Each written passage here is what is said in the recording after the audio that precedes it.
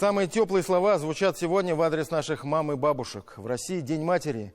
По традиции праздник отмечают в последнее воскресенье ноября, собирается в семейном кругу и дарят тепло самому главному человеку для каждого. Мы все обязаны нашим матерям, они подарили нам жизнь и ведут по этой жизни до конца. Может быть, даже тогда, когда мы в этом и не нуждаемся, когда мы стали самостоятельными и сами становимся родителями, но они все равно рядом. Даже в самые трудные и непреодолимые минуты, даже тогда, когда кажется, что это падение сокрушительно, они обязательно протягивают руку. Героини нашего следующего репортажа пережили потерю самого близкого человека, который был плечом, опорой и просто другом. О женщинах-матерях, женах и дочерях, которые столкнулись с трагедией, но нашли в себе силы двигаться дальше. Диляра Юсупова продолжит.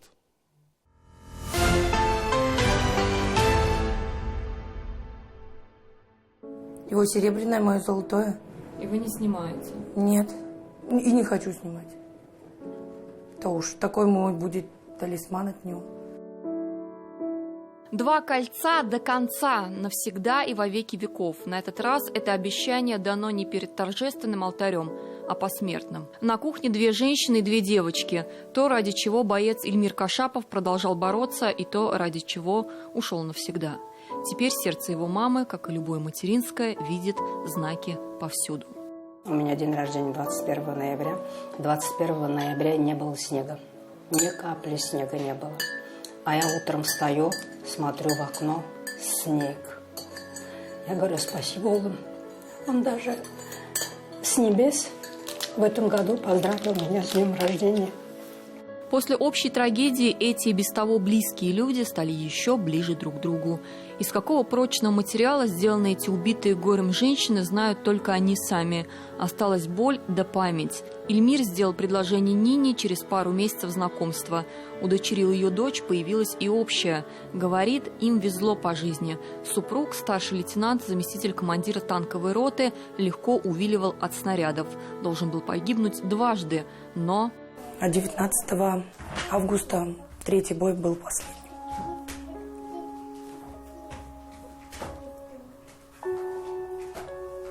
Я все почувствовала. Я почувствовала, что с ним беда, но мне никто ничего не говорил. А 21-го пришел командир. Я уж не приняла эту новость. Я ему сказала, такого быть не может. Он для меня герой, для родителей, для детей. Он настоящий герой, он потрясающий был отец. Это настолько его любили все, мне кажется. Я его просила, я плакала, я говорила, Ильмир, я жить без тебя не смогу. Он сказал, я офицер российской армии, я пойду до последнего. Я пойду, там мои ребята.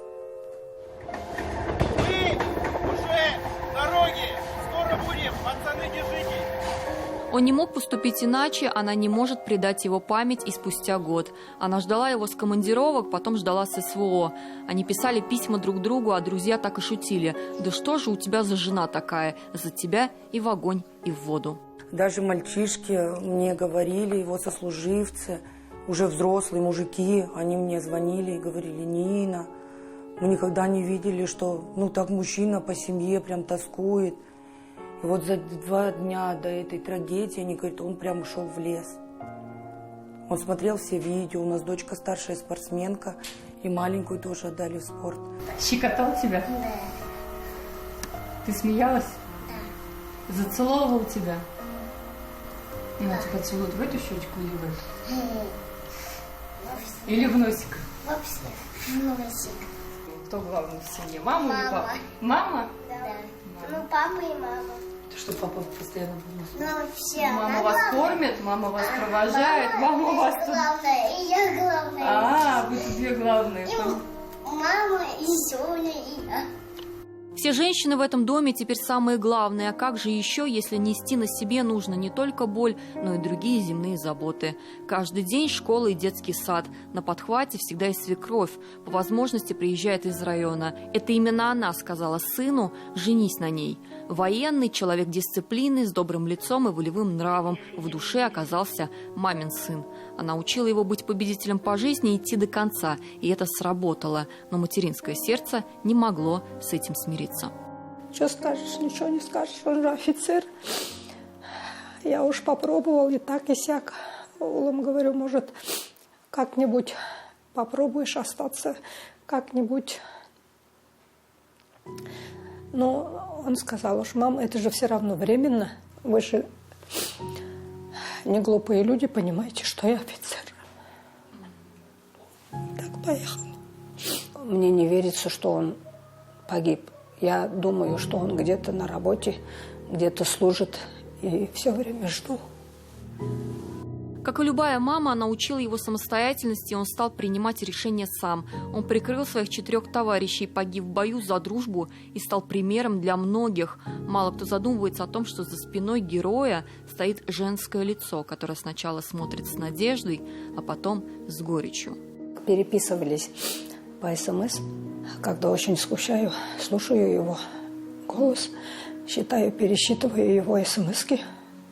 Прошел год, но разве запретишь помнить и любить? Откуда взялись все эти герои, чьи-то дети, мужья, отцы? Когда-то он мечтал отдать младшую дочку в совсем не женский спорт, в хоккей. Теперь эту мечту собирается воплотить в жизнь супруга. А пока девочки занимаются гимнастикой, верят и знают. Мама теперь и за наставника, и за друга, и за папу.